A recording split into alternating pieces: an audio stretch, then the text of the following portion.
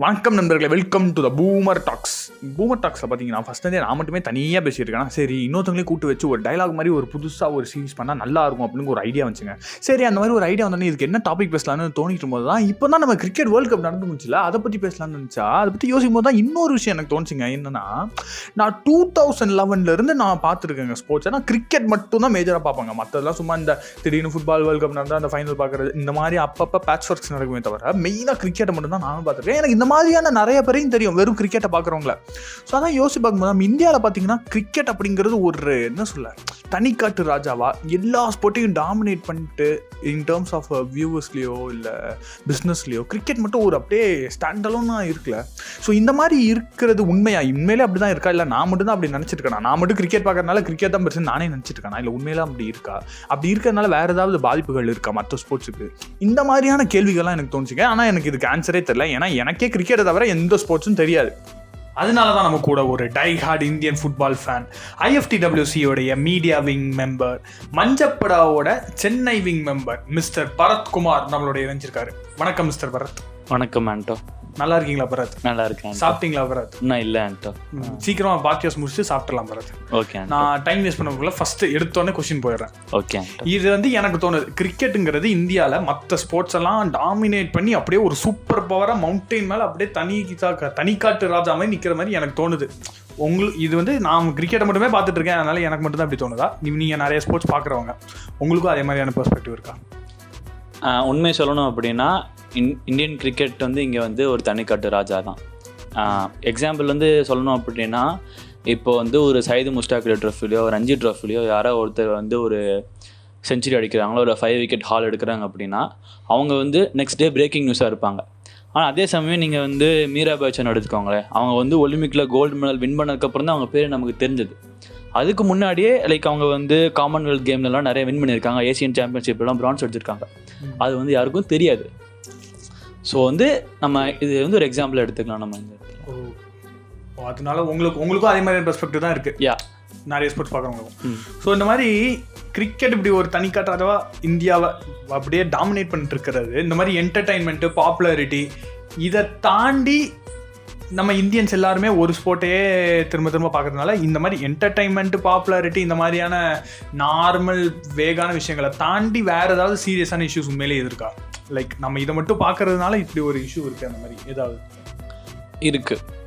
இப்போது எக்ஸாம்பிள் இப்போது கிரிக்கெட்டே எடுத்துக்கலாம். கிரிக்கெட்டில் இந்தியன் கிரிக்கெட் டீம்லேருந்து அவங்களுக்கு ஒரு கவர்மெண்ட் ஜாப் கன்ஃபார்ம் கிடைக்கும். ஆனால் இதே நான் கிரிக்கெட் ஸ்போர்ட்ஸ் இருக்காங்க, ஃபுட்பால்லையோ இல்லை பேஸ்கெட் பாலோ இல்லை வாலிபாலோ இருக்காங்க அப்படின்னா அவங்களுக்கு கவர்மெண்ட் ஜாப் கிடைக்க கொஞ்சம் கஷ்டமாக இருக்கும், ரொம்பவே கஷ்டமாக இருக்கும். அதே சமயம் நீங்கள் இன்னும் நம்ம ரூட்டில் போனீங்க அப்படின்னா அந்த பிளைண்ட் ஃபுட்பால் டீம்லாம் இருக்குது, அவங்களாம் இருக்காங்களான்னு நிறைய பேருக்கு தெரியாது. பிளைண்ட் பேஸ்கெட் பால் டீம்லாம் இருக்குது, அவங்களாம் இருக்காங்களான்னு நிறைய பேருக்கு தெரியாது. அவங்களுக்கான ஆப்பர்ச்சுனிட்டி இல்லவே கிடையாது. அது மாதிரி டிஃப்ரெண்ட் லேபிளுக்கும் ஒரு ஸ்போர்ட்ஸ் வச்சு இதை வச்சா நம்ம முன்னாடி வந்துடலாம்னு நினைக்கிறவங்களுக்கும் இந்த மாதிரியான விஷயங்கள் ஒரு கஷ்டம் தான். இப்போ நீங்கள் எக்கனாமிக்கில் கேட்குறதுனால நான் ஒரு எக்ஸாம்பிள் சொல்கிறேன். இப்போது இந்தியன் சூப்பர் லீக்னு ஒன்று இருக்குது, ISLன்னு சொல்லுவாங்க. அதில் லைக் இப்போ 10th எடிஷன் போயிட்டுருக்கு. ஸோ 10th எடிஷனுங்கிறது ஒரு டிகேட் முடிஞ்சது, 2 மாதம் அந்த லீக் நடந்துட்டு இருக்கு. டைட்டில் ஸ்பான்சர் இல்லாமல் லீக் நடக்குதா? ஆமாம். ISL ஆமாம். So called world's greatest game football இந்தியாவில் மேஜர் லீக்கில் டைட்டில் ஸ்பான்சர் இல்லாமல் நடந்துகிட்ருக்கு. ஆனால் சரி, ஒரு சைடு இந்த மாதிரியான கிரிக்கெட் டாமினேட்டாக இருக்குது இந்தியா எல்லாருமே கிரிக்கெட் தான் பார்க்குறாங்க. கிரிக்கெட் மற்ற ஸ்போர்ட்ஸுக்குள்ள இந்த மாதிரி நிறைய விஷயங்கள் இருக்குது. இதெல்லாம் ஒரு சைடு ஒதுக்கி வச்சுட்டா, இன்னொரு சைடு பார்த்தீங்கன்னா என்ன ஸ்போர்ட்டை யார் பார்க்கணுங்கிறது இண்டிவிஜுவல் சாய்ஸ் தானே. இப்போ நான் ஒரு ஹோட்டலுக்கு போகிறேன், மெனுவில் 10,000 டிஷ் இருக்கலாம். ஆனால் எனக்கு இட்லி பிடிக்குதுன்னா நான் இட்லி மட்டும் தான் சாப்பிடுவேன். அவன் மெனுவில் 10,000 ஃபுட்டு இருக்குன்னு நான் சாப்பிட முடியாது. அதே மாதிரி தான் ஸ்போர்ட்ஸ், எத்தனை 1000 ஸ்போர்ட்ஸ் இருந்தாலும் எனக்கு எல்லாருக்கும் பர்சனல் சாய்ஸ் கிரிக்கெட் பிடிக்குதுன்னா அதை பார்க்குறாங்க. ஸோ அதை வச்சு நம்ம பார்க்குறவங்களையும் ஜட்ஜ் பண்ண முடியாதுல்ல. லைக் புரியுது? அந்த புரியுது. உங்களுக்கும் அதில் ஏதாவது கருத்துக்கள் இருக்கா? கரெக்டு தான்.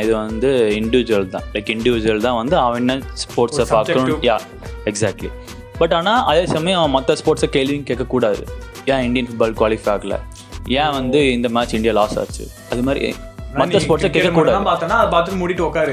அதை பார்த்துட்டு அதுக்கப்புறம் இந்தியா ஏன் மற்ற ஸ்போர்ட்ல உள்ள போக மாட்டேங்குது இந்த மாதிரி கமெண்ட் அடிக்கிறது. இந்த கரெக்டாக அந்த வேர்ல்டு கப் நடக்கும்போது மட்டும் கரெக்டாக வரும். இந்த ஃபுட்பால் வேர்ல்டு கப் நடக்கும்போது மட்டும் கரெக்டாக இந்தியா ஏன் இதில் குவாலிஃபை ஆகலன்னு வந்துருவாங்க. அந்த மாதிரி வரக்கூடாது, அதுதான் உங்களுடைய ஆசை. ஆனால் இப்போ நீங்கள் இந்தியா ஏன் குவாலிஃபை ஆகலை அப்படிங்கிறது அப்போ தான் ரேஸ் ஆகும். அப்போ நியூஸ் சேனல் கவர் பண்ணுவாங்க. அதுக்கு முன்னாடி இந்தியன் ஃபுட்பால் நடந்தது அப்படிங்கிறத யாருமே கவர் பண்ண மாட்டாங்க. அந்த ஒரு நாள். ஸோ நீங்கள் சொன்னதுலேருந்து எனக்கும் அதே கொஸ்டின் தான். போனேன் ஃபுட்பால் வேர்ல்ட் கப் பார்க்கும்போது சரி தான், சரி நீங்கள் ரொம்ப ஒரு டைஹார்ட் ஃபுட்பால் ஃபேனுங்கிறனால உங்கள்கிட்ட ஃபுட்பால் ரிலேட்டடாக அந்த ஒரு கொஸ்டின், என்னைக்கு தான் நம்ம இந்தியா ஃபுட்பால் டீம் வந்து வேர்ல்ட் கப்புக்கு குவாலிஃபை ஆகும்? நல்ல கேள்வி ஆன்ட்டோ. அடுத்த கேள்வி இல்லை, அடுத்த கேள்வி இல்லை, இதுக்கு என்கிட்ட பதில் இருக்குது. என்னென்னா இப்போ அட் ப்ரெசண்ட் வந்து FIFA வேர்ல்ட் கப் குவாலிஃபையர்ஸ் வந்து நடந்துகிட்ருக்கு. அண்ட் இந்தியா வந்து FIFA வேர்ல்ட் கப் குவாலிஃபையர்ஸ்க்கு குவாலிஃபை ஆகிருக்கு. இந்தியா கூட வந்து ஒரு சில டீம்ஸ்லாம், கத்தார் அந்த மாதிரி டீம்ஸ்லாம் இருக்குது. So like we are doing good. அப்புறம் தேர் ஸ்டில் ஹோப். நம்ம வந்து குவைத்தை கூட நம்ம வந்து வின் பண்ணோம். கத்தார் கூட கொஞ்சம் ஹெவி டிஃபீட் போச்சு. But yeah, we are still doing good. இப்போ ரீசெண்டாக கூட கல்யாண் சௌபேன்னு ஒருத்தர் வந்து பிரசிடெண்ட்டாக மாறி இருக்காரு இந்தியன் ஃபுட்பாலுக்கு. கொஞ்சம் நல்லா தான் போயிட்டுருக்கு. இப்போ ஒரு 10 days பேக் வந்து ஃபீஃபாவும் இந்தியன் ஃபுட்பாலும் வந்து கொலாபரேட் பண்ணி ஒடிஷாவில் வந்து ஒரு FIFA சென்டர் ஓப்பன் பண்ணியிருக்காங்க. ஒடிஷா கவர்மெண்ட் வந்து ஒரு 90 crore கிட்ட இந்தியன் ஃபுட்பாலுக்காக ஸ்பெண்ட் பண்ணி ஒரு FIFA அகாடமி கிரியேட் பண்ணியிருக்காங்க. இப்போ இனிமேல் நம்ம ஒரு பாசிட்டிவ் ஹோப் இருக்குது. நம்பர்ஸில் சொல்லணும் அப்படின்னா not next year, not 2026, maybe இன்னும் ஒரு 2 வேர்ல்ட் கப் தேவைப்படும். இட்ஸ் நாட் கிரிக்கெட், ஒரு 10 நேஷன் கிடையாது நடக்கிற கேம் கிடையாது. இது வந்து அப்படியே போகிற போக்கில் அதையும் ஓப்பன் பண்ணிட்டு போயிருக்கேன். இல்லை, it's not like, to be honest, like இது அந்த மாதிரி கிடையாது. இது எல்லாருமே நடக்கிற ஒரு, அதனால டைம் எடுக்கும். But yeah. ஸோ கடைசியாக ஒரு கேள்வி, இந்தியன் ஃபுட்பாலை பற்றி பேசுகிறோம். தமிழ்நாடு ஃபுட்பாலுடைய நிலைமைகள் என்ன? நீங்கள் ஏன்னா அதில் ரொம்ப ஃபாலோ பண்ணுறவர், அதனால இந்த ஸ்பெசிஃபிக்காக இந்த கொஸ்டினை கேட்கணும்னு எனக்கு தோணுச்சு. தமிழ்நாடுடைய ஃபுட்பால் நிலைமை என்னவா இருக்குது? இந்தியன் ஃபுட்பால் கூட ஓகே, ஓரளவுக்கு தப்பிக்கிற நிலைமையில் இருக்குது. தமிழ்நாடு ஃபுட்பால் ரொம்ப மோசமான ஒரு ஐசியூவில் இருக்குது லிட்டரலாக. ஏன்னா லைக் 2018 இருந்து வந்து சென்னை ஃபுட்பால் லீக் இங்கே நடக்கலை. ஏன்னா சென்னை ஃபுட்பால் லீக் தான் வந்து இங்கே இருக்க எல்லா பிளேயர்ஸ்க்கும் ஒரு பேஸ். அங்கே நல்லா விளாண்டா தான் அவங்க ஷைன் ஆக முடியும். இப்போ ராமன் விஜய் அந்த மாதிரி பெரிய பெரிய பிளேயர்ஸ் எல்லாரும் அங்கேருந்து தான் வந்திருக்காங்க. அந்த லீக் இங்கே நடக்கலை. எதனால் அப்படின்னா சென்னை ஃபுட்பால் அசோசியேஷனுக்கும் தமிழ்நாடு ஃபுட்பால் அசோசியேஷனுக்கும் நடக்கிற சண்டைனால நடக்கலை. இந்த TNFAவே நடக்காதனால எந்த டிஸ்ட்ரிக்ட் ஃபுட்பால் அசோசியேஷனுமே இங்கே சரியாக ரன் ஆகிறது கிடையாது இது. ஸோ இங்கே இருக்க பிளேயர்ஸ் என்ன பண்ணுறாங்கன்னா மற்ற ஸ்டேட்டில் போய் விளாண்டுருக்காங்க. கர்நாடகா, கேரளா, கோவா அந்த மாதிரி போய் விளாண்டு அங்கே ஷைன் ஆகிட்டு இருக்காங்க. ஆனால் நம்ம ஸ்டேட்டில் இருக்க பிளேயர்ஸ் வந்து சந்தோஷ் ட்ரோஃபி இருக்குது அப்படின்னா அங்கே லாஸ்ட் ஒரு 1 week முன்னாடி டீம் ஃபார்ம் பண்ணி போயிட்டு கண்டினியூஸாக மேட்ச் லூஸ் பண்ணிட்டு வந்துட்டு இருக்காங்க. நம்மக்கிட்ட பிளேயர்ஸ் இருக்காங்க, அதுக்கான கரெக்டான ஒரு இடம் இருந்து ஆப்பர்ச்சுனிட்டி இருந்தால் யூட்டிலைஸ் பண்ணிப்பாங்க. அதுதான் பிரச்சனை. ரொம்ப மோசமாக இருக்குது இங்கே. ஆனால் உமன்ஸ் ஃபுட்பால் எடுத்துட்டிங்க அப்படின்னா நல்லாவே இருக்குது. லைக் உமன்ஸ் ஃபுட்பாலுக்கு நல்ல ஒரு லைக் ஆஃப்டர் மணிப்பூர் தமிழ்நாடு வந்து ஒரு நல்ல ஒரு பவர் ஹவுஸ் தான் உமன்ஸ் ஃபுட்பால் எடுத்தணும் அப்படின்னா. அண்டு ஒன் மோர் திங் பார்த்தீங்கன்னா, இப்போ இந்தியா Under-23 கேப்டன் கூட யார் பார்த்தீங்கன்னா, மென்ஸ் Under-23 பார்த்தீங்கன்னா சிவசக்தி அப்படிங்கிற நம்ம காரைக்குடிக்காரர் தான். யாருக்குமே அகைன் இது தெரியாது. சீரியஸாக எனக்கும் தெரியாது. இன்னொரு கேள்வி எனக்கு ஆக்சுவலாக தோணுச்சு. ஸோ இந்த மாதிரி இந்தியா வந்து இப்படி 1 game டாமினேட்டட் நேஷனாக இருக்காமல் எல்லாமே இப்போ ஒலிம்பிக்ஸ்னால் அதுலேயும் ஒரு டாப் 10ல் இந்தியா இருக்கணும். இப்போ ஒரு ஃபுட்பால் வேர்ல்ட் கப் தான் அதுலேயும் இந்தியா இருக்கணும். எந்த மேஜர் ஸ்போர்ட்ஸ்னாலும் இந்தியா அப்படிங்கிற அந்த ஃப்ளாக் வந்து அங்கே இருக்கணும். அந்தளவுக்கு ஒரு எல்லா ஸ்போர்ட்லேயும் ஒரு மல்டி டைமென்ஷனல் வியூவாக இந்த ஒரு 100 கோடி பாப்புலேஷனை வச்சு இந்தியா வரணும்னா என்ன பண்ணால் அப்படி நடக்கும் உங்களுடைய பெர்ஸ்பெக்டிவில்? மைண்ட் செட்டு தான் ஆண்டதுக்கு காரணம். இப்போ எக்ஸாம்பிள் வந்து இப்போ ஆஸ்திரேலியா வேர்ல்ட் கப் வின் பண்ணுச்சு. வேர்ல்ட் கப் வின் பண்ணிட்டு அவங்க ஆஸ்திரேலியா போனப்போ அங்கே அவங்களுக்கு ப்ராப்பரான ரிசப்ஷன் கூட கிடையாது. இப்போது இது வந்து லைக் இண்டிவிஜுவலோட டிசிஷன் தான். இண்டிவிஜுவல் என்ன திங்க் பண்ணுறோன்னு அதுதான்.